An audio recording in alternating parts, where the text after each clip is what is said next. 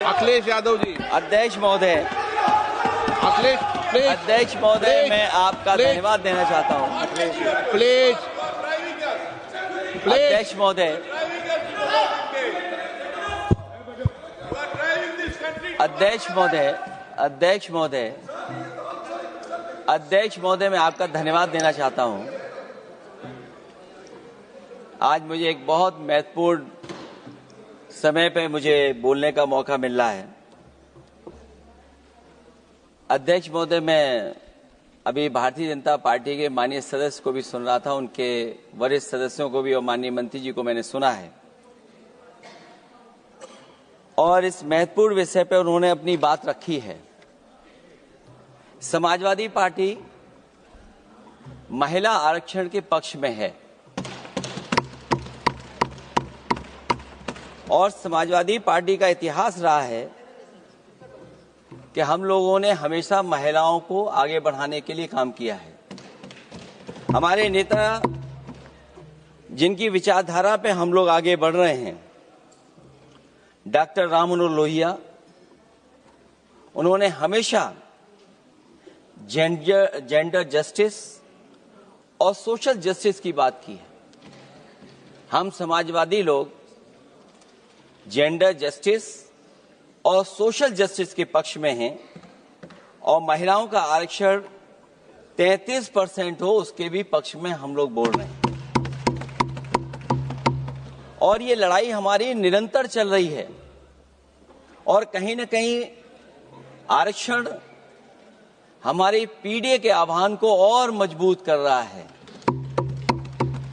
लेकिन जिस तरह की बातें हमें सुनने को मिल रही हैं, अब भारतीय जनता पार्टी नारी को नारा बनाने की कोशिश कर रही है। भारतीय जनता पार्टी इस आरक्षण को लेकर के भाजपा अपना नारी का नारा बनाना चाहती है और बदलने की कोशिश कर रही है। जिन्होंने नारी को अपने संगठन में नहीं रखा, उनके मान सम्मान के लिए कैसे रखेंगे? और अगर ये बात गलत है, अध्यक्ष महोदय, जिस पेरेंटल संगठन से आप निकले हैं उसमें मान सम्मान के लिए संगठन में कितनी नारी हैं ये बता दें आप। और इनका, क्योंकि पिछले कई वर्षों से अध्यक्ष जी ये सरकार में है और मैं सुन रहा था माननीय मंत्री जी को मैं सुन रहा था, उन्होंने बहुत सारे योजनाएं, बहुत सारे कार्यक्रमों की जानकारी दी। लेकिन अगर हम दुनिया के आंकड़े देखें, जेंडर इक्वलिटी में हम कहां खड़े हैं? हम 146 में 127वीं जगह पर खड़े हैं। और अगर हम इनके खुद के सरकारों को देखें अगर, तो अध्यक्ष महोदय, इनके 21 जगह सरकारें हैं। 21 जगह यूनियन टेरिटरी और स्टेट मिलाकर के और सहयोगी दलों के साथ मिलकर के 21 सरकारें इनकी हैं। भारतीय जनता पार्टी ये बताए कि उनके 21 स्टेट में जहां सरकारें उनके सहयोगी साथियों के साथ चल रही हैं, कितने मुख्यमंत्री इनके बने हुए हैं? कितनी महिला मुख्यमंत्री बनी हुई इनकी? जीरो। और जो दिल्ली की बनी हुई हैं, हालांकि वो हाफ चीफ मिनिस्टर हैं और वो भी महिला होने के नाते केवल हाफ चीफ मिनिस्टर हैं। नहीं, अधिकार कहां है? एक चीफ मिनिस्टर के जो अधिकार होते हैं, एक स्टेट के जो अधिकार होते हैं, क्या आपके दिल्ली की मुख्यमंत्री के पास वो अधिकार है? और फिर जो अभी तक जो सबसे बड़ी पार्टी है, जो सबसे बड़ी पार्टी अपने आप को कहते हैं, पूरे देश में जितने भी इनके विधायक चुने गए हैं, आप बताओ आपकी संख्या क्या है? 10% से ऊपर नहीं जा पा रहे हैं आप? क्या 10% से ऊपर हैं आप? और फिर लोकसभा की गिनती में अगर हम देखें तो लोकसभा की गिनती में कितने संख्या में आप हैं? इसलिए अध्यक्ष महोदय, जहां हम ये कहते हैं कि हम महिला आरक्षण के पक्ष में हैं, वहीं कुछ सवाल हमारे भी आपके लिए हैं। मैं उससे पहले याद दिलाना चाहता हूं कि कई बार लोग ये कहते हैं कि समाजवादी पार्टी विरोध करती है। अगर हम अपनी बात कहना चाहें तो डॉक्टर राममनोहर लोहिया, जिनकी विचारधारा पर हमारी समाजवादी पार्टी का आधार है, उनके द्वारा हमेशा महिलाओं को पुरुषों के बराबर की हिस्सेदारी हर क्षेत्र में देने की बात कही गई। और मैं उनको कोट करना चाहता हूं कि संस्कार का आरंभ महिला से होता है। यदि महिला जागृत है तो पूरा समाज जागृत हो जाता है। ये लोहिया ने हमारे जिस विचारधारा पे हम लोग चल रहे हैं वो हम आपको बताना चाहते हैं। जब तक महिलाएं राजनीति में नहीं आएंगी, सामाजिक क्रांति अधूरी रहेगी। लोहिया जी ने निरंतर महिलाओं की राजनीति में महत्वपूर्ण भूमिका पर बल दिया है और समाज में वास्तविक परिवर्तन उनके योगदान से ही आ पाएगा। इसलिए मैं याद दिलाना चाहता हूं अध्यक्ष महोदय, उत्तर प्रदेश में पंचायत में सबसे पहले आरक्षण महिलाओं के लिए लागू करने का काम समाजवादी पार्टी ने किया। तो जहां महिलाओं के पक्ष में है उनके आरक्षण के, वहीं हमारा सवाल यह भी है कि जल्दीबाजी क्यों है? आखिरकार महिला आरक्षण के नाम पर जल्दीबाजी क्यों है भाजपा के अंदर? सच तो यह है कि भाजपा जनगणना को टालना चाहती है, और जनगणना को टालने का मतलब है कि जाति जनगणना को टालना चाहते हैं। और जाति जनगणना इसलिए टालना चाहते हैं क्योंकि वो आरक्षण का सवाल उठेगा। जो भाजपा उनके संगी साथी कभी भी देना नहीं चाहते हैं आरक्षण। भाजपा को यह भी अच्छी तरह याद है कि पीडीए में ए का मतलब आधी आबादी है, मतलब महिलाएं भी पूरी की पूरी उसमें गिनती में आती। एक बड़ा चुनावी सच ये भी है कि भाजपा की चुनावी घपलेबाजी अब पूरी तरह से भंडाफोड़ हो गई है। जो एसआईआर आप लेकर के आए थे अध्यक्ष महोदय, उत्तर प्रदेश में हम लोगों ने बड़े करीब से देखा एसआईआर। वो कहने को तो एसआईआर था, लेकिन सच्चाई में वो एनआरसी का रूप था। और एसआईआर के मामले में जिस तरीके से वोट काटने का काम शुरू हुआ, मैं बधाई देना चाहता हूं अपने पीडीए प्रहारी और संगठन के लोगों को जिन्होंने वोट बचा लिया। जब पहली गिनती में हम लोग बचाने में कामयाब हो गए तो अध्यक्ष महोदय, भारतीय जनता पार्टी फॉर्म 7 को लेकर के आई और फॉर्म 7 उन्होंने ऐसे बांटना शुरू किया,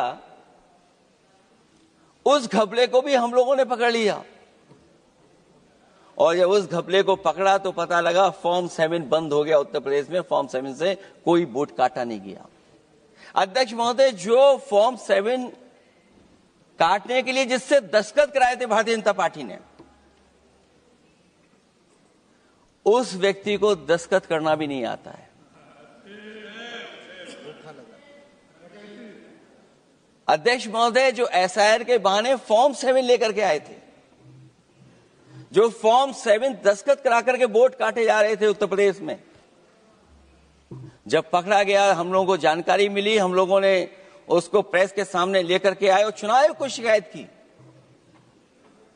फॉर्म 7 से वोट कटना रुक गया, लेकिन अभी भी उस पर कोई कार्रवाई नहीं की जिसने उसके नकली दस्तखत कराए थे। अध्यक्ष महोदय, इससे तो लगता है कि पूरा का पूरी व्यवस्था जुड़ी हुई है भारतीय जनता पार्टी से।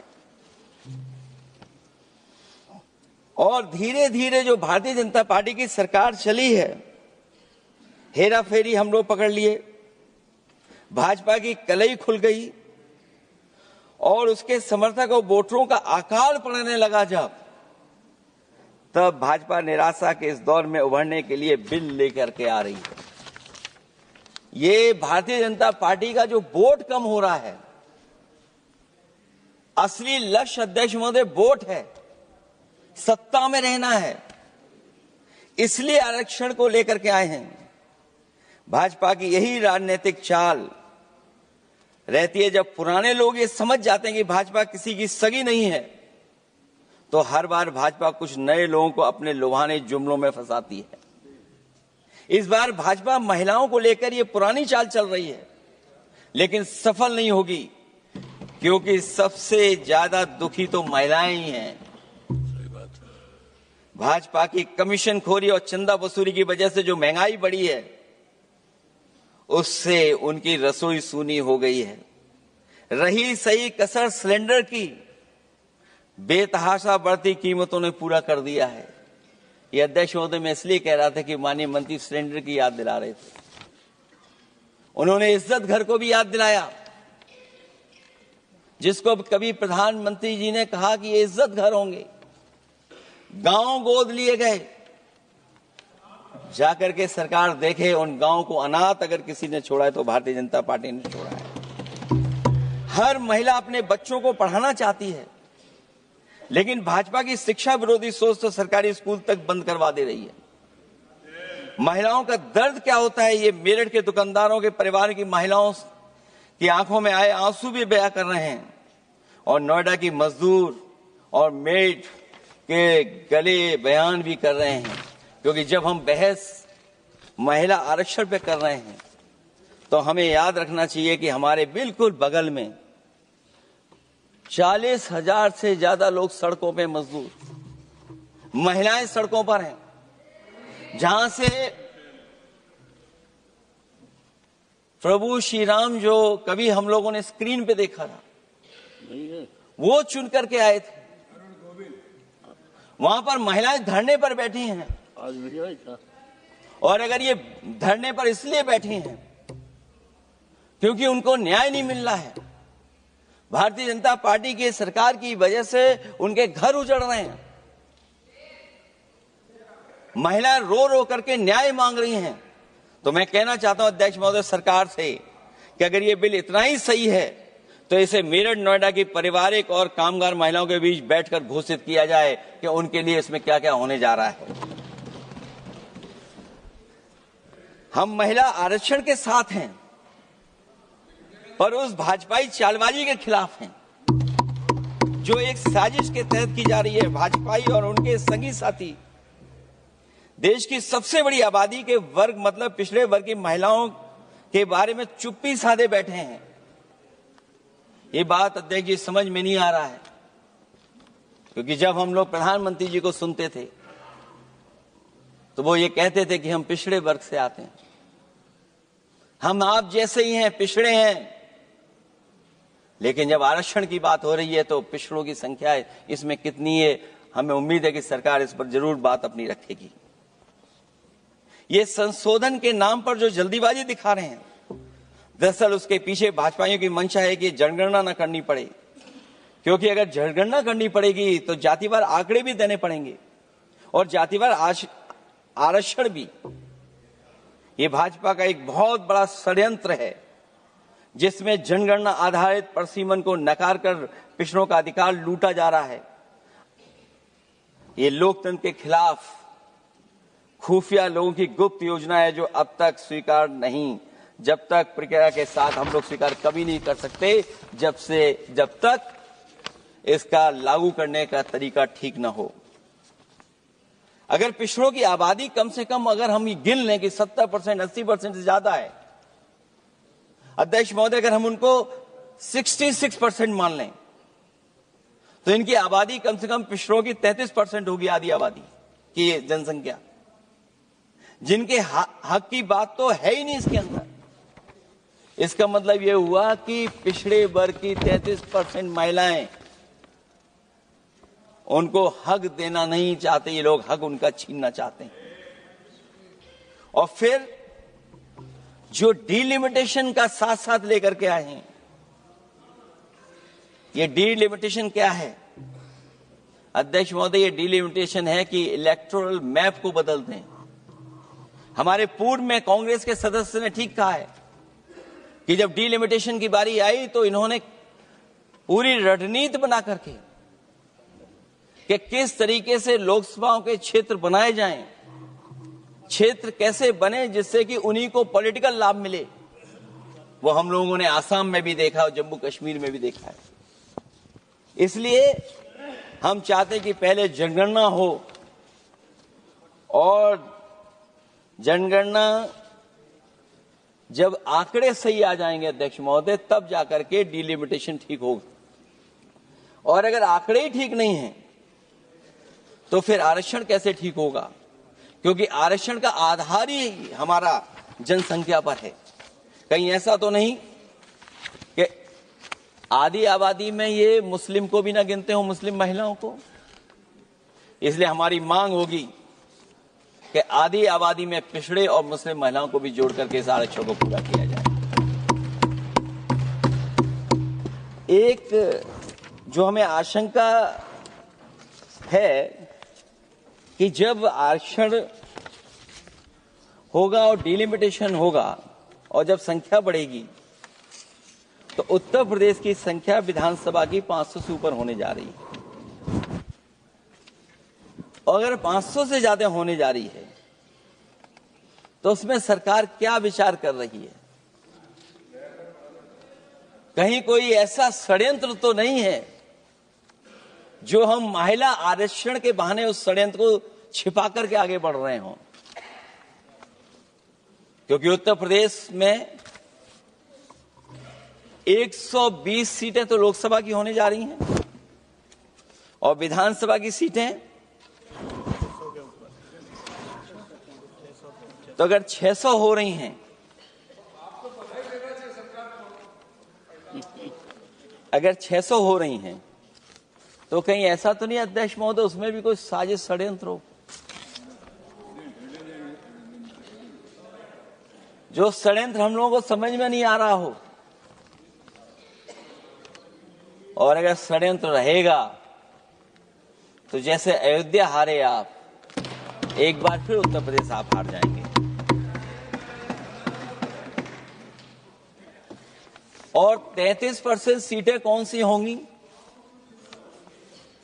आप अगर सीट रिजर्व कर देंगे, कॉन्स्टिट्यूंसी रिजर्व हो जाएगी, तो अध्यक्ष महोदय ये महिलाओं के बीच ही कंपटीशन करा देंगे। अगर कॉन्स्टिट्यूंसी रिजर्व होंगी तो अध्यक्ष महोदय महिलाओं के बीच ही कंपटीशन हो जाएगा। क्योंकि वो अध्यक्ष महोदय वो माननीय सदस्य कह रहे हैं कि वो तो होना चाहिए। वो सास बहू वाली तो हार गई हैं आपकी।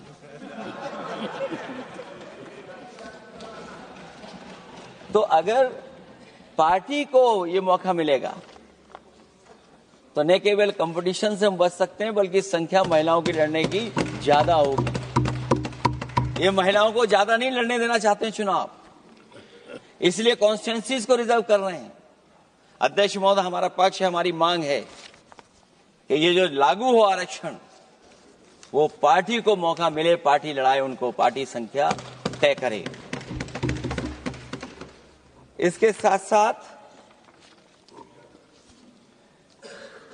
जो रोटेशन वाला है इशू, स्वाभाविक है कि जब हम एक क्षेत्र से लड़ते हैं अध्यक्ष महोदय तो एक भावनात्मक अटैचमेंट बनता है वोटरों के बीच में। और अगर ये रोटेशन का मामला होगा तो अध्यक्ष महोदय कोई भी अपने क्षेत्र में बहुत ज्यादा भावनात्मक लगाव नहीं रखेगा क्षेत्र की जनता से। तो अगला क्षेत्र की सोचने लगेगा कि अगला क्षेत्र हमारा क्या होगा। इसलिए हम इसके भी खिलाफ है अध्यक्ष महोदय कि रोटेशन नहीं हो। हम रोटेशन की प्रणाली के खिलाफ हैं, इसके पक्ष में हम लोग नहीं हो सकते।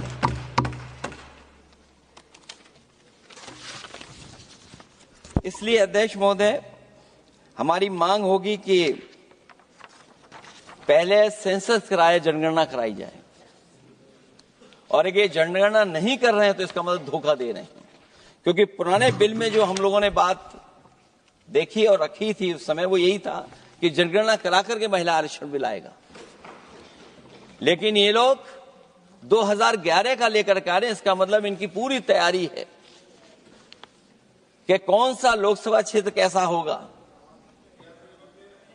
इनके गुप्त लोगों ने वो कहीं ना कहीं नक्शा बना करके रखा होगा, जिसको आरक्षण पास होते ही, बिल पास होते ही लागू करने की कोशिश करेंगे। और जो और सुधार होने चाहिए महिलाओं के, जो सुधार होने चाहिए, उन सुधारों पे इसमें बिल में कोई विशेष योजना या विशेष बात नहीं हो रही है। बिना उनके लिए लाभ पहुंचाए, सशक्तिकरण किए, शायद हम पूरा उनको हक नहीं दे पाएंगे। मैं अध्यक्ष महोदय आपसे यही निवेदन और अपील करूंगा कि पिछड़ों को, माइनॉरिटी को, खासकर मुस्लिम महिलाओं को आरक्षण दिया जाए। जो सेंसस से ये दूर भाग रहे हैं, वो इसीलिए भाग रहे हैं क्योंकि जाति जनगणना की मांग उठेगी, और अगर जाति जनगणना की बात उठेगी तो आरक्षण की बात और उठेगी। हमें उम्मीद है कि हम लोगों की बात मान करके सरकार उस पर विचार जरूर करेगी। जब हम आरक्षण देना चाहते हैं तो बिना पिछड़ा, बिना मुसलमानों के शायद हमारा जो लक्ष्य है महिला आरक्षण का, वो पूरा नहीं होगा। इन्हीं शब्दों के साथ आप सबका बहुत बहुत धन्यवाद।